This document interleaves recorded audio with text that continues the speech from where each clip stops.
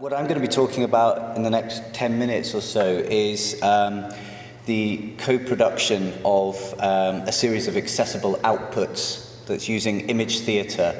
And don't get a lot, sometimes I've noticed when I mention image theatre, people's eyes start darting from sort of wall to wall in case I'm not going to ask you to pretend to be a tree or anything like that. And so we're talking about the process of using image theatre to try and create accessible and engaging outputs that can be used outside of academia in order to try and raise awareness and challenge thinking about what everyday life is like for people with early onset dementia, so dementia before the age of 65.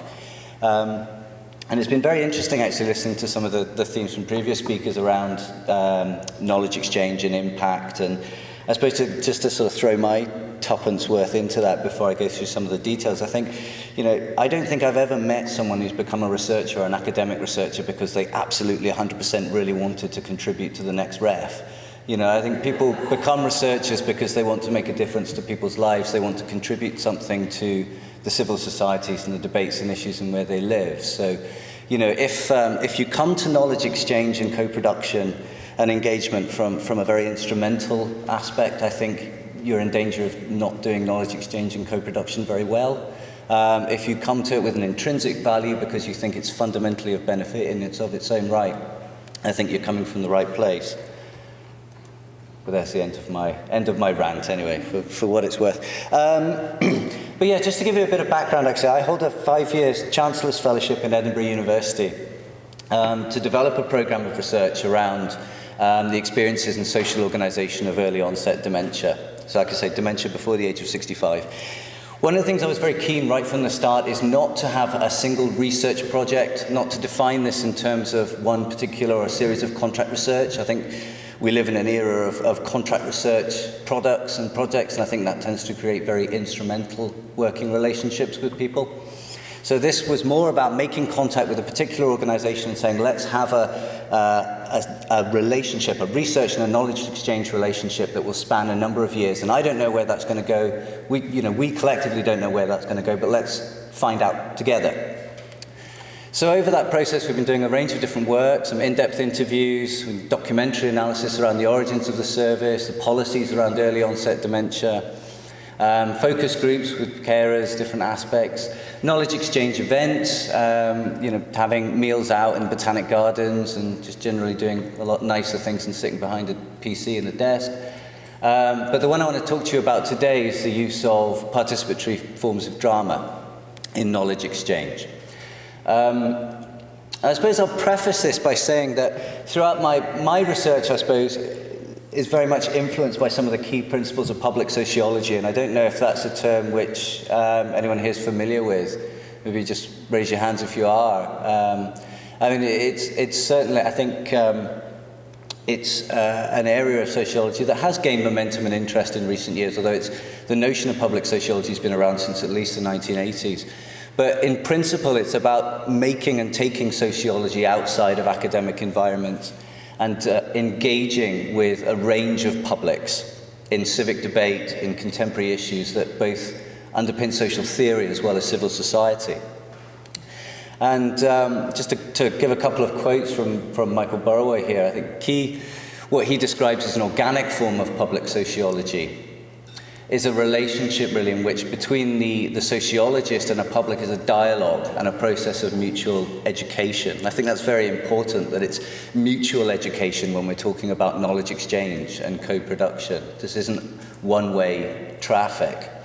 So very much the work I've been doing with around early onset is based on this principle, is how can we engage in a process of mutual education and the exchange of ideas.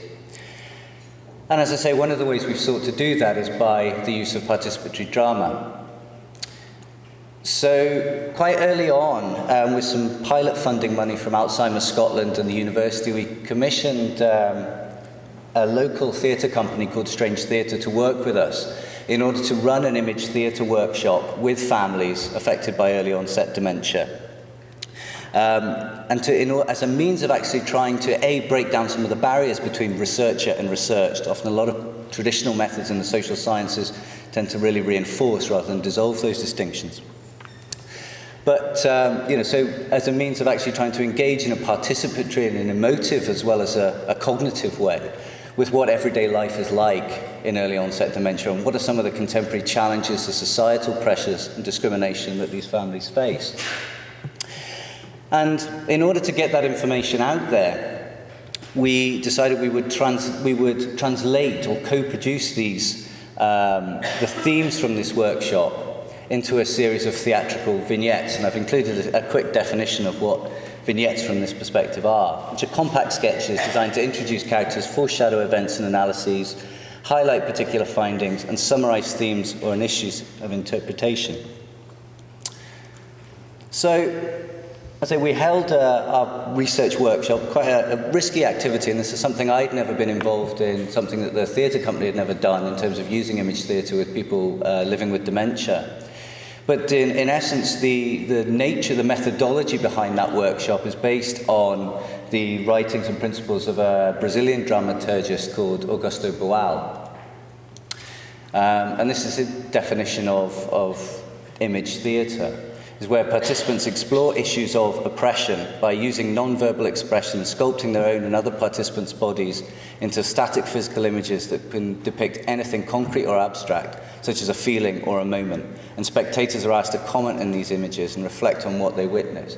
So I suppose a couple of things, this is very much coming from a political stance. I suppose coming quite an overt emphasis on issues of oppression, societal and social exclusion. But is also a very embodied form of data collection and knowledge exchange. So we held this workshop within the service just around about this time last year, where you can see some of the actors and facilitators we had actually creating scenarios based on themes and issues that families were identifying throughout the workshop. And that these were then subsequently taken, analysed and improvised and then filmed into a series of short 30-second scenarios at the Scottish Storytelling Centre in Edinburgh using a black box setup. And that was very much taking the scenarios, the instances, the vignettes from daily life that families had shared, translating, using some of the skills of theatre and performance to translate those into very accessible, very instantly gettable and emotive scenarios, and then filming them so those can be shared in a variety of digital mediums and formats in order to try and get that message disseminated as widely as possible. So I'm going to show you these vignettes to see what you think of them, but they're based on the experiences of these two hypothetical people called Paul and Irene. Again, these characters and their backgrounds were created during the workshop. Paul and Irene have been married for, I think it was 25 years, I think it was, having originally met at a dance. Paul is a former railway worker who had to retire about a year before these scenarios were filmed as a result of a diagnosis of early onset Alzheimer's. His wife is a secondary school languages teacher who continues to work and care for Paul. And they have one adult daughter and young grandchildren. So these characters are actually a mix of the different kind of backgrounds, the different experiences that families at that workshop had projected onto these hypothetical characters. And if I can, I'd just like to show you some of these scenarios.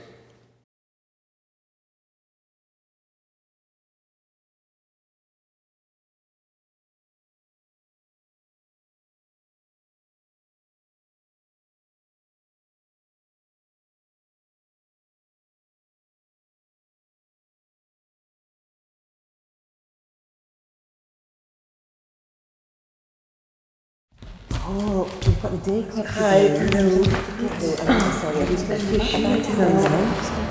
Right, Paul, you're going to the day club today, and I'm late for work. So can we get your coat on? Coat? Yeah, get your coat on, please. Have you had your breakfast? Just check the dishwasher. Right, can we get your coat on, please, Paul? And have you combed your hair? Where's your comb? You always keep it in your jacket. Let's have a look. You had it a minute ago. Where is it? Oh, I'm getting late again. Where's your comb? There it is. Right. used to keep the trains running on time.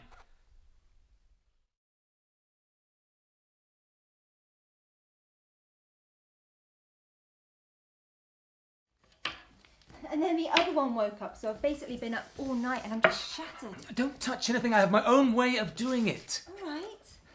Shall I check on the meat then? Should be about done, shouldn't it? Should be. Oh my God, Dad! What? Open a window! What's going on? He's left the gas on and not ignited it. Well, sometimes it doesn't work. Mum, how much longer are you going to let him carry on doing this? Is that the little one woken up? I'll go to her. No, you will not. I'll go.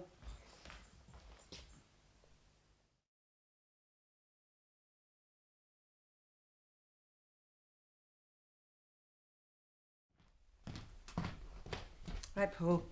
That's me away to work. You're away. Now, don't answer the phone, because we don't want people phoning. What up if to Tom harass calls me. to go out for a drink? Tom won't call.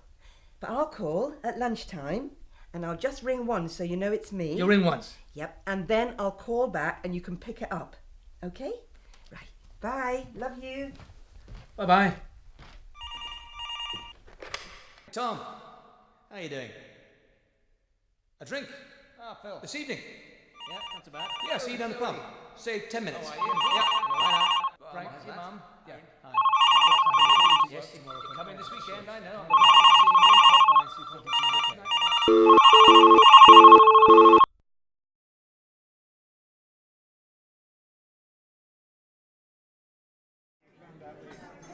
I know her. No, you don't, Paul. You've met her, you must No, remember. don't know her. Gillian. Just calm From my down. work. Excuse me, please, sir. I believe. Hello.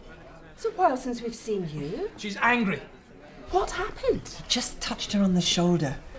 He thought he knew her. We'll not be invited back here again. Listen, don't worry. I'll go and have a word. Don't worry. It's a man thing. It's not a man thing.